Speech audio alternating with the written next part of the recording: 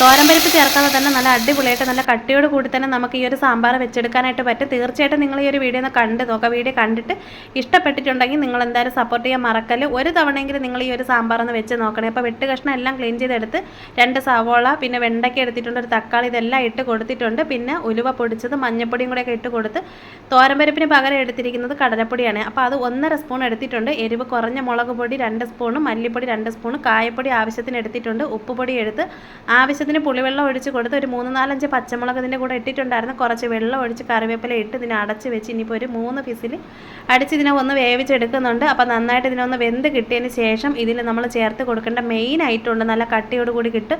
നമ്മൾ സദ്യയുടെ കൂടെ നമ്മളിപ്പോൾ കല്യാണ സ്ഥലത്തൊക്കെ പോകുമ്പോൾ നല്ല കട്ടി സാമ്പാർ കിട്ടുമല്ലോ. അപ്പോൾ അങ്ങനെ കിട്ടണമെന്നുണ്ടെങ്കിൽ ഇതാ ഇങ്ങനെയുള്ള കാര്യങ്ങളൊക്കെ ഒന്ന് ചെയ്ത് കൊടുക്കുക. ഇപ്പോൾ ഉരുളക്കിഴങ്ങൊക്കെ അരച്ച് ചേർക്കണമെന്നൊന്നുമില്ല. ഉരുളക്കിഴങ്ങൊക്കെ ചിലപ്പോൾ ഒരുപാട് ചേർക്കുമ്പോൾ ഗ്യാസിൻ്റെ പ്രശ്നം വരും. തോരൻ പരിപ്പൊക്കെ ചേർക്കുമ്പോഴത്തേക്ക് അങ്ങനെയൊക്കെയുള്ള പ്രശ്നങ്ങൾ ഒഴിവാക്കാൻ വേണ്ടിയിട്ടാണ് ഈ ഒരു സാമ്പാർ എളുപ്പത്തിന് തയ്യാറാക്കി എടുക്കണം. അപ്പോൾ 1 സ്പൂണ് അരിപ്പൊടി എടുത്തിട്ടുണ്ടായിരുന്നേ. അരിപ്പൊടി മിക്സ് ചെയ്ത് അതും കൂടെ ചേർത്ത് കൊടുത്തിട്ട് നന്നായിട്ടൊന്ന് തിളപ്പിച്ചെടുക്കുക. ഇതിൻ്റെ കൂടെ കടുക് പൊട്ടിക്കാനുള്ള സംഭവങ്ങളെല്ലാം ഞാനിവിടെ വറുത്തെടുത്തിട്ടുണ്ട്. ഇതും കൂടെ ഒഴിച്ച് കൊടുത്തിട്ട് നല്ലപോലെ ഒന്ന് തിളപ്പിച്ചൊക്കെ എടുക്കണേ. നല്ല അടിപൊളി സാമ്പാർ. ഒരു തവണയെങ്കിലും നിങ്ങൾ ഇതൊന്ന് ട്രൈ ചെയ്ത് നോക്കുക. ഇപ്പോൾ ഇഡ്ഡലിയൊക്കെ വെക്കുന്ന സമയത്തുണ്ടല്ലോ, നമുക്ക് ഇഡ്ഡലിയുടെ മണ്ടയിൽ ഇങ്ങനെ ഒഴിച്ച് കൊടുത്ത് നല്ല അടിപൊളി ടേസ്റ്റാണ് കഴിക്കാൻ വേണ്ടിയിട്ട്. മോൾക്ക് ഭയങ്കര ഇഷ്ടമാണ് കേട്ടോ. അപ്പോൾ തീർച്ചയായിട്ടും വീഡിയോ ഇഷ്ടപ്പെട്ട സപ്പോർട്ട് ചെയ്യാനും ലൈക്ക് ചെയ്യാനും കമൻറ്റ് ചെയ്യാനും അതുപോലെ ഷെയർ ചെയ്ത് കൊടുക്കാനും മറക്കാം.